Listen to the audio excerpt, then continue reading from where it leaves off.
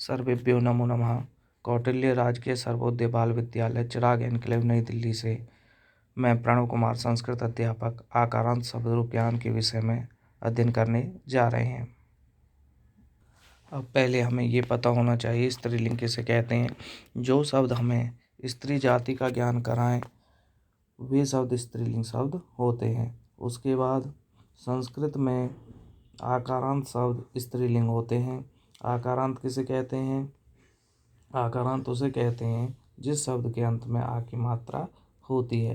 उसके बाद जैसे लता, रमा, माया, छात्रा इत्यादि। अब आइए रमा शब्द आकारांत स्त्रीलिंग शब्द को पढ़ते हैं। हमें पता है कि संज्ञा शब्द में 7 विभक्तियाँ और एक संबोधन होता है और 3 वचन होते हैं, एक वचन, द्विवचन और बहुवचन। एक व्यक्ति, एक वस्तु, एक स्थान के लिए एक वचन, 2 व्यक्ति, 2 वस्तु, 2 स्थान के लिए द्विवचन और बहुवचन 2 से ज़्यादा व्यक्तियों के लिए, वस्तुओं के लिए, स्थान के लिए हम बहुवचन का प्रयोग करते हैं। अब हम इनका अध्ययन करेंगे। जैसे रमा का प्रथमा विभक्ति में होता है रमा, रमे, द्विवचन में और बहुवचन में होता रमाः। उसके बाद द्विवचन द्वितीय विभक्ति में एक वचन में होगा रमाम, द्विवचन में होगा रमे और बहुवचन में रमाः। उसके बाद तृतीय विभक्ति में हमारा होता है एक वचन में रमया, द्विवचन में रमाभ्याम, बहुवचन में रमाभि।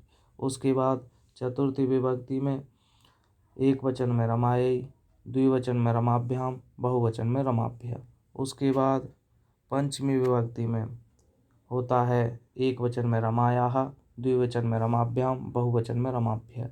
उसके बाद षष्ठी विभक्ति में एक वचन में रमायाः, द्विवचन में रमिहो, बहुवचन में रमाणाम। उसके बाद सप्तमी विभक्ति में एक वचन में रमायाम, द्विवचन में रमिहो, बहुवचन में रमासु। उसके बाद संबोधन में होता है हमारा हे रमे, हे रमे, हे रमाः। अब बाकी जितने भी आकारांत शब्द हैं, जिन शब्दों के अंत में आ की मात्रा है, उन सभी के शब्द रूप रमा की ही भांति चलेंगे। आइए अब कुछ शब्दों का अध्ययन करते हैं कि और इन शब्दों का निर्देश के अनुसार, यानी जैसे हमने रमा शब्द को बनाया है वैसे ही इनके शब्द रूप बनाते हैं जो हमसे पूछे गए हैं। जैसे लता का प्रथमा विभक्ति में पूछा गया है, माला का द्वितीय विभक्ति में पूछा गया है, एक वचन और द्विवचन बहुवचन में। उसके बाद लता का एक वचन में रमा की ही भांति बनाएंगे। जैसे हमने पढ़ा रमा का रमा, रमे, रमाः। उसी प्रकार हम लता का पढ़ेंगे लता, लते, लताः। उसके बाद हमारा द्विवचन में जैसे हमने पढ़ा रमाम, रमे, रमाः। ऐसे ही हम यहाँ पर माला का द्विवचन में बनाएंगे मालाम, माले, मालाः।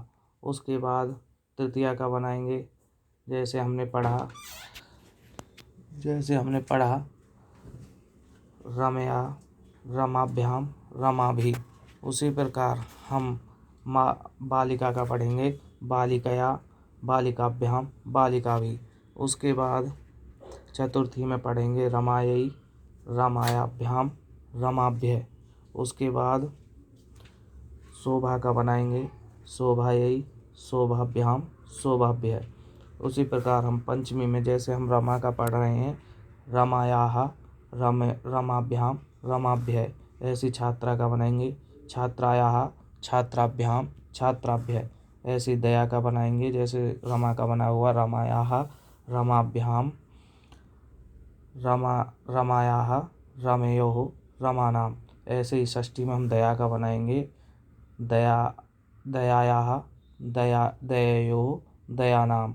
उसी प्रकार हम सप्तमी में बनाएंगे जैसे रमा का बना हुआ रमायाम, रमयोः, रमासु। उसी प्रकार हम यहाँ पर कन्या का बनाएंगे कन्यायाम, कन्ययोः, कन्यासु। उसके बाद शिवा का हे शिवे, हे शिवे, हे शिवाः। धन्यवाद।